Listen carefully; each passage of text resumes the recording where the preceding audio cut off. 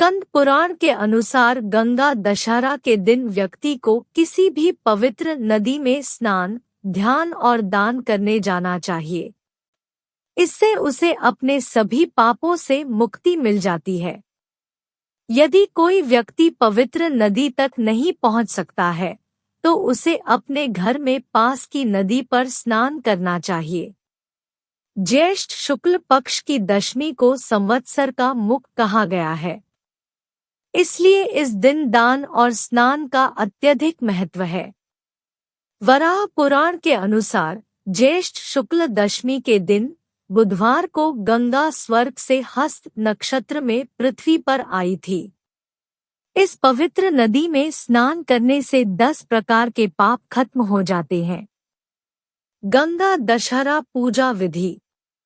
इस दिन पवित्र गंगा नदी में स्नान किया जाता है।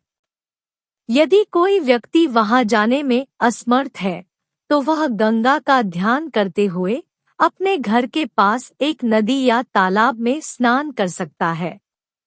गंगा जी का ध्यान करते हुए षोडशोपचार पूजन करना चाहिए। गंगा जी की पूजा करते समय निम्न मंत्र को पढ़ना चाहिए। ओम नम शिवाय नारायणाय दशहराय गंगाय नम।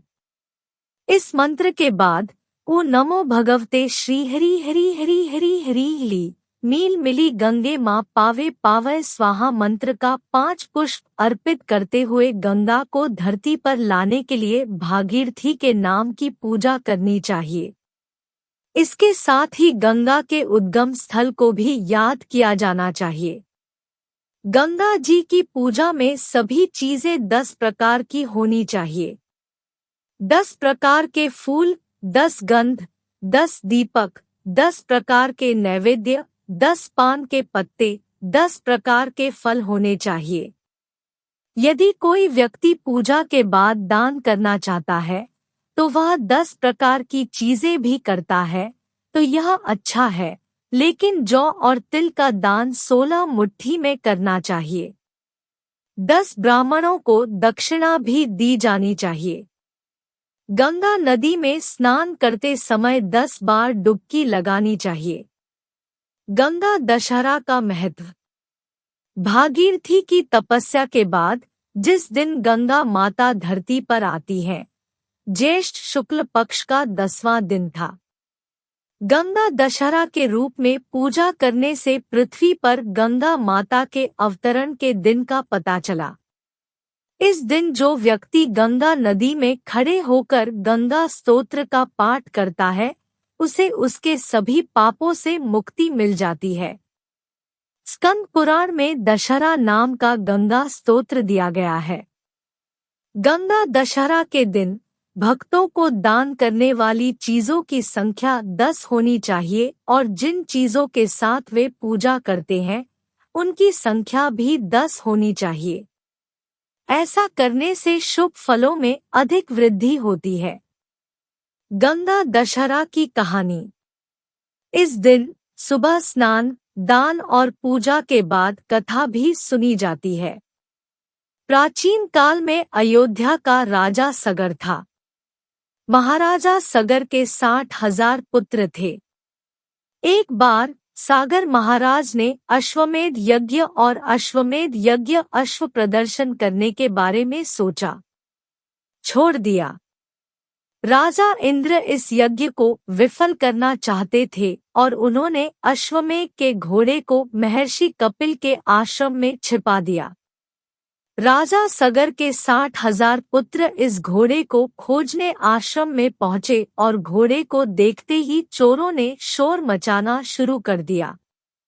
इससे महर्षि कपिल की तपस्या भंग हो गई और जैसे ही उन्होंने अपनी आंखें खोली, राजा सगर के 60,000 पुत्रों में से एक भी जीवित नहीं बचा। सभी जलकर राख हो गए।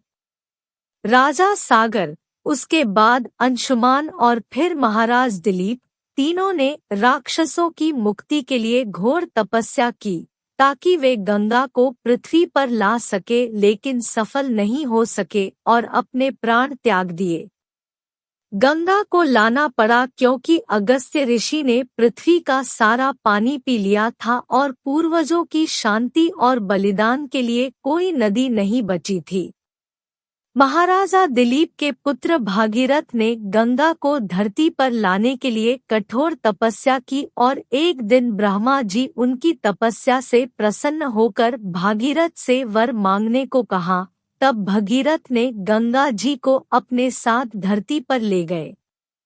बात की जिसके साथ वह अपने 60,000 पूर्वजों को आजाद कर सके। ब्रह्मा जी ने कहा कि मैं तुम्हारे साथ गंगा भेजूंगा, लेकिन इसका बहुत तेज वेग सहन करूंगा। इसके लिए आपको भगवान शिव की शरण लेनी चाहिए, वह आपकी मदद करेंगे। अब भगीरथ एक पैर पर खड़े होकर भगवान शिव की तपस्या करते हैं। भगवान शिव भगीरथ की तपस्या से प्रसन्न होकर वह गंगाजी को अपने जत्थों में रोकने के लिए तैयार हो गए। गंगा को उसके जटा में बंद करो और एक जटा को पृथ्वी की ओर छोड़ दो, कृपया दे। इस तरह भागीरथ अपने पूर्वजों को गंगा के पानी से मुक्त करने में सफल होते हैं।